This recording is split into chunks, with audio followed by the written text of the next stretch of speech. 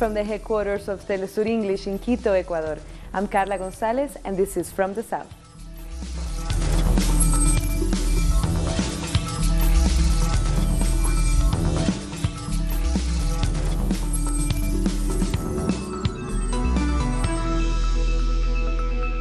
We start in Grenada, where Prime Minister Keith Mitchell has led the new National Party to victory. His party made a clean sweep of all 15 seats. The Prime Minister immediately called on the opposition National Democratic Congress to work with the government to chart the future of Grenada. In a post on Facebook, opposition leader Nassim Burke conceded defeat and said he accepts the will of the people. Tonight, the people of Grenada, Carriacou and Panama have delivered their verdict and have decided that they wish to continue with the new National Party as the government of Grenada. We wish to take this opportunity to congratulate Prime Minister Keith Mitchell and the members of the leaders of the new National Party on what we must admit is a resounding victory. Yes. And over 60,000 people were eligible to vote, with a total of 45 candidates standing for the 15 seats in Parliament. The victory came as no surprise to Prime Minister Mitchell, who said the opposition took an antagonistic stance.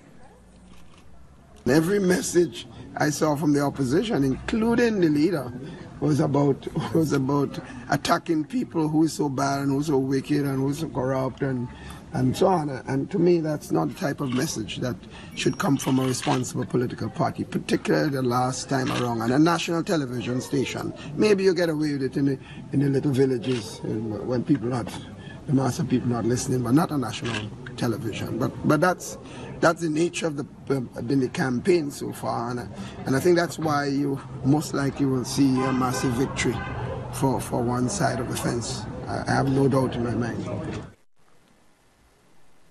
The CARICOM election observer mission was in Grenada to ensure fair and transparent elections. They will be making their findings public during a press conference on Wednesday. A team from the OAS mission in Grenada was at the National Stadium to witness the opening of the polling station based there and visited several constituencies throughout the day. The Venezuelan National Electoral Council has released details about the upcoming elections. The CNE announced dates for the registration and application for candidates for the regional legislative councils. The registration process online will end today. Submission of applications will be done by the end of the week. The ballot position at the national level will be on March 21 and in the regions on March 22. This is especially for the Regional Legislative Council. Applications for presidential elections are already completed. The president of the CNE, Tibisay Lucena, explained that the application and registration process for municipal councils will be done in April to give the council enough time to ensure fairness and transparency. We are to do the applications for the municipal councils in April. We're still working on that schedule for the municipal council to assure fair compliance and to guarantee the technical feasibility of the election. And as for the voters, the electoral registry has been extended until next Monday. The electoral registry had already been done, but we are going to do it again because of some last-minute movements. The electoral registry will be open until March 19th. The Venezuelan government will request United Nations observers in Colombia. That's after the Colombian elections was fraught with allegations of fraud. Venezuelan Communications Minister Jorge Rodriguez said they will propose the creation of a committee to monitor good electoral practices. We, Venezuela, as UNASUR and United Nations members and under the non-aligned movement presidency, are requesting the Electoral Commission of UNASUR and the United Nations General Secretary Antonio Gutierrez the creation of a committee for good electoral practices. With all the respect and all the modesty, we offer our knowledge to teach them how to do democracy, to have fair and secure elections. Bolivian President Evo Morales says signatures are being gathered among presidents throughout Latin America in support of Maduro to attend the Summit of the Americas in Peru. Peru has said that Maduro would not be welcome at the summit in April. Morales has said Bolivia is organizing an alternative People's Summit for a world without walls. I want to tell you that at least 13 or 15 governments of Latin America are asking the president of Peru to reconsider and invite Maduro. We have 12 or 13 confirmed. We're hoping for other signatures of other presidents. I don't understand this form of exclusion of taking him out of the summit of the Americas. I don't understand these moves that some presidents make with not having Maduro come. I don't know if they don't have a good reading of politics. Our wish is for him to come. And we'll take a short break now. Join us again after this look at what our multimedia colleagues are reporting.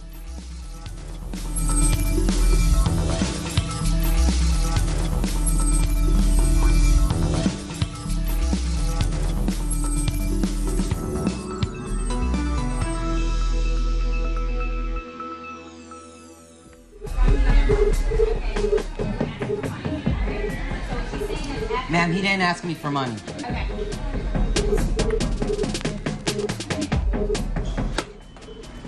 McDonald's in Myrtle Beach. I bring a homeless guy from right here, bring him to eat, bring him inside. As soon as they see him, they tell him he can't eat. They call the cops for trespassing. The guy did nothing wrong. As soon as they saw him.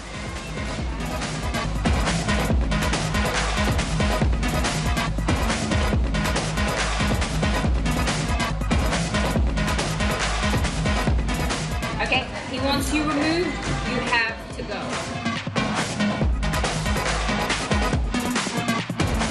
Food somewhere else. Come on, let's go somewhere. I know you didn't. You don't need to.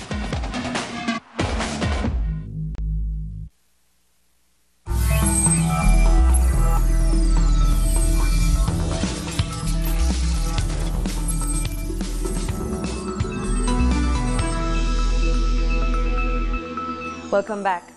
Fiery protests in the streets of Colón in Panama after tensions flared between protesters and police. 4 officers were hurt and more than a dozen arrested for vandalism and looting. Demonstrators are angry at authorities for their slow pace in fixing the city's infrastructure, particularly its sewer system and water supply. Colón sits on the northern end of the Panama Canal and is a key port area for the country. Yet residents argue that money coming into the city is not invested back in the people.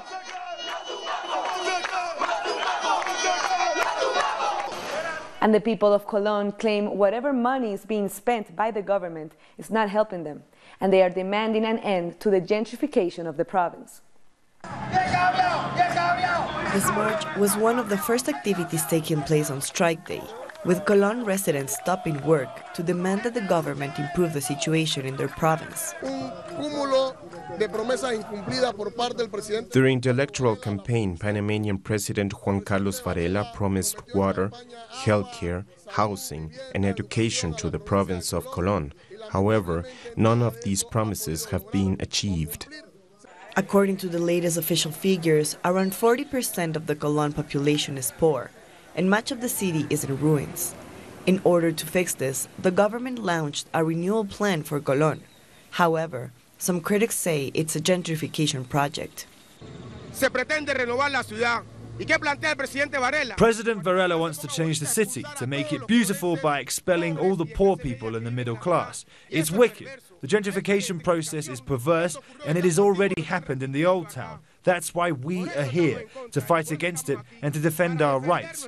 This city belongs to the poor and to the middle classes as well. Small businesses are also affected. The renewal plan includes the creation of a free port and has forced mass evictions. This has resulted in the closure of almost 400 businesses and the loss of around 1,400 jobs.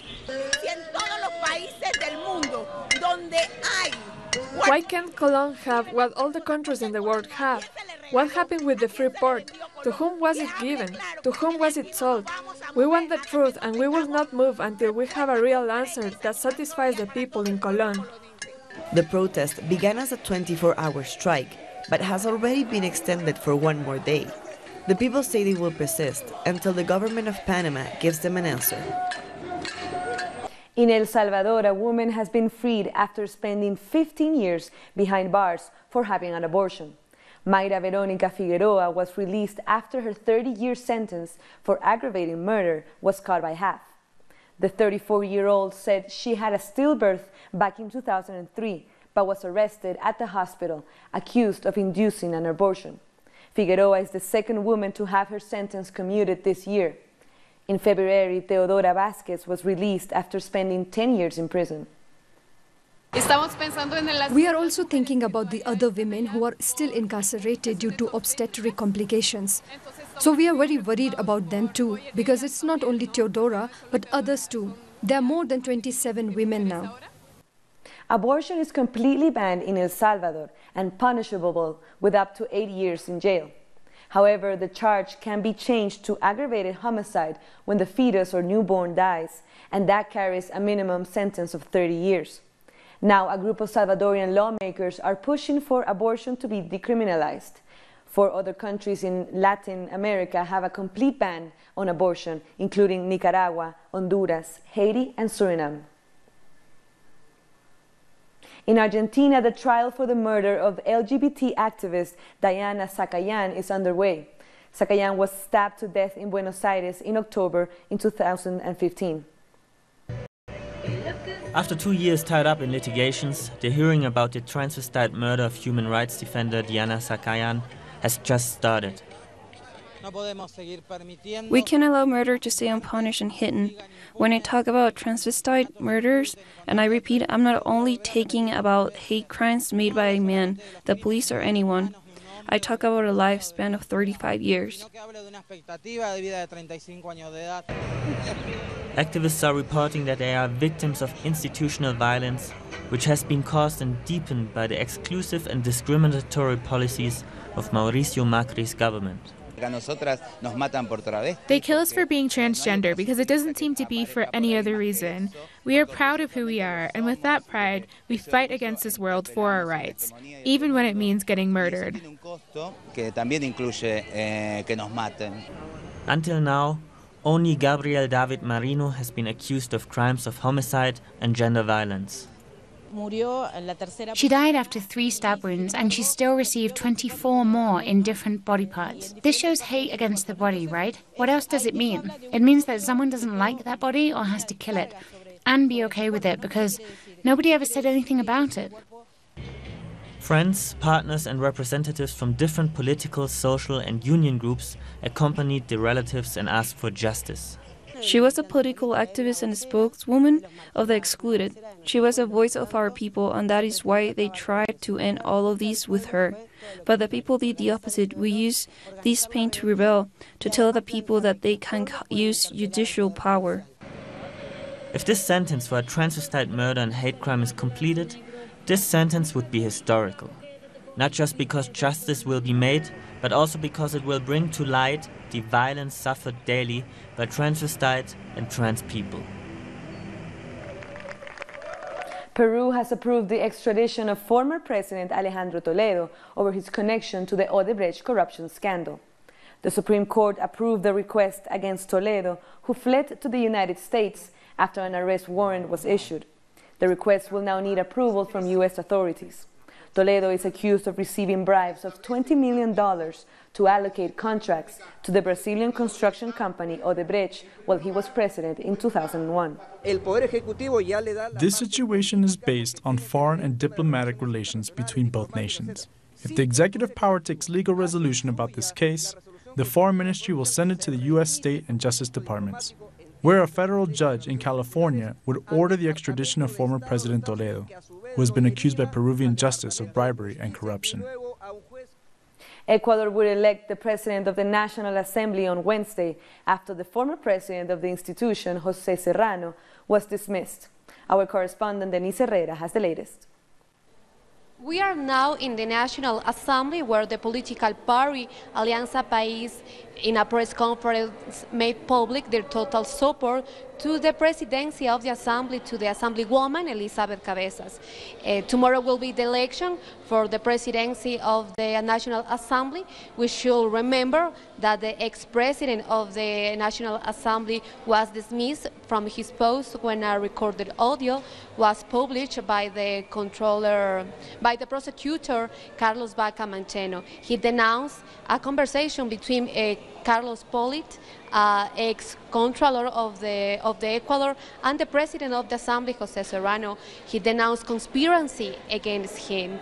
So it's the only name we can hear for now for the presidency of the Assembly. We will be posted with more information. Back to you in the studio. That was Denise Herrera from Quito. Still in Ecuador, the National Assembly voted almost unanimously to proceed with the impeachment of former Ecuadorian Information and Communication Superintendent Carlos Ochoa. The reason for his dismissal includes claims of irregularities in the Supercom, a regulatory body that presides over Ecuadorian media.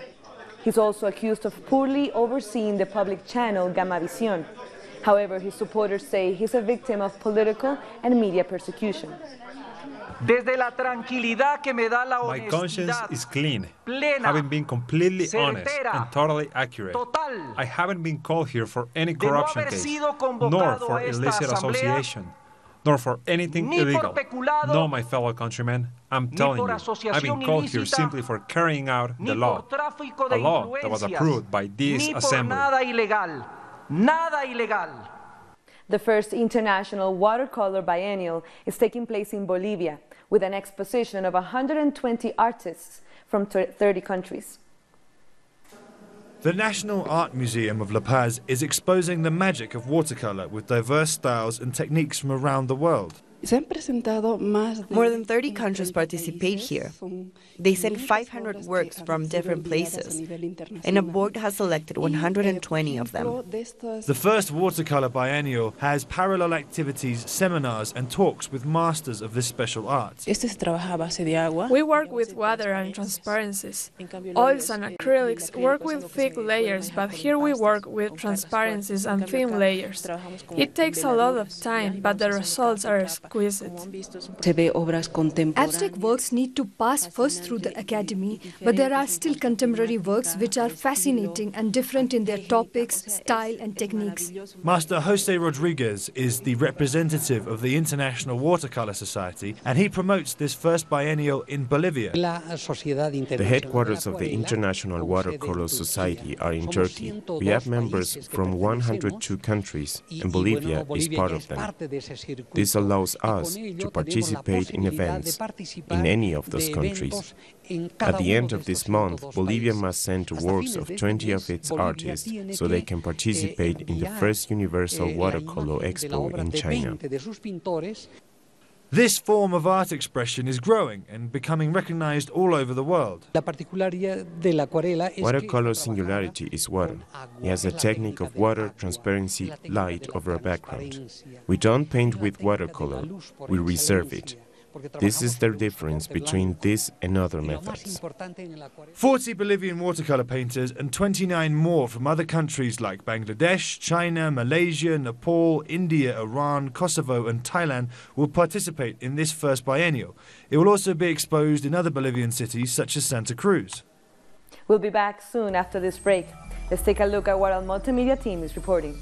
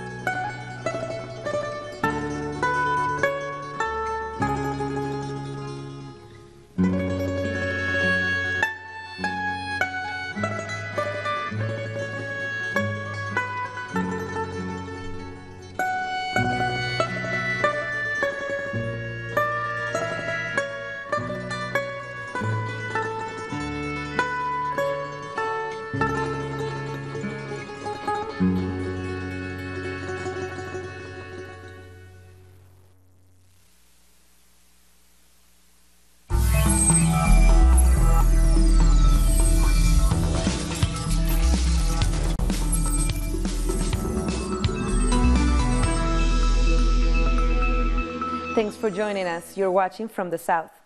U.S. President Donald Trump was in San Diego, California to inspect the border wall prototypes. The Trump administration has ordered the construction of 8 prototypes for an eventual border wall near Tijuana.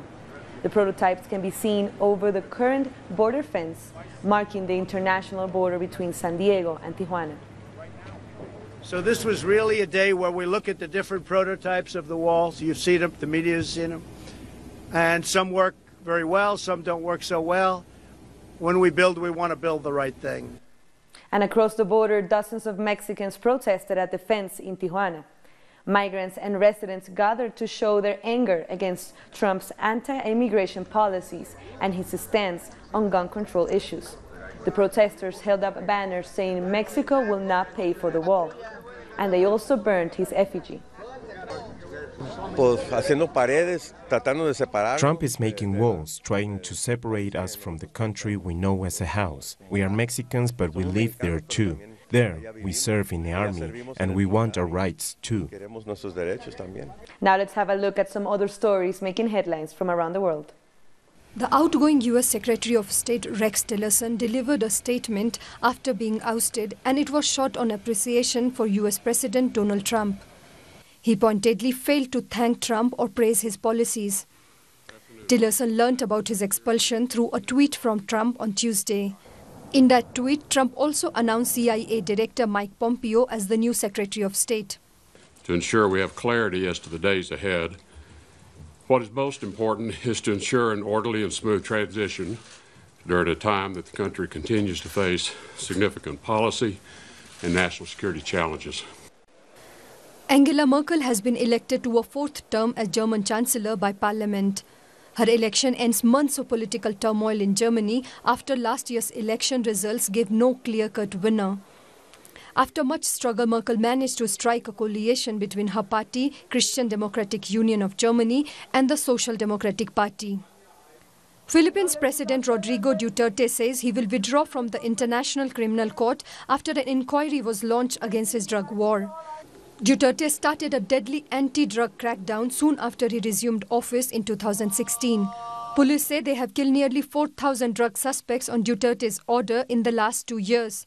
Human rights activists claim many were killed without warning. World-renowned physicist and political activist Stephen Hawking has died. He passed away peacefully in the early hours of Wednesday at his home in Cambridge. He was 76 years old. We remember him today. Diagnosed with motor neuron disease in 1962, doctors gave Stephen Hawking just 2 years to live. And yet he defied all odds, going on to live an extraordinary life and develop his most groundbreaking theories of physics, space and time. Alongside his brilliance at advancing the ways in which we comprehend our universe, Hawking was renowned for his unwavering commitment to numerous social and anti-imperialist causes. In 1968, Hawking marched alongside teleSUR's own Tariq Ali against the Vietnam War and later called the invasion of Iraq a war crime. He supported the BDS movement, joining the academic boycott of Israel in 2013. He also campaigned for nuclear disarmament, universal healthcare, as well as calling for action on climate change.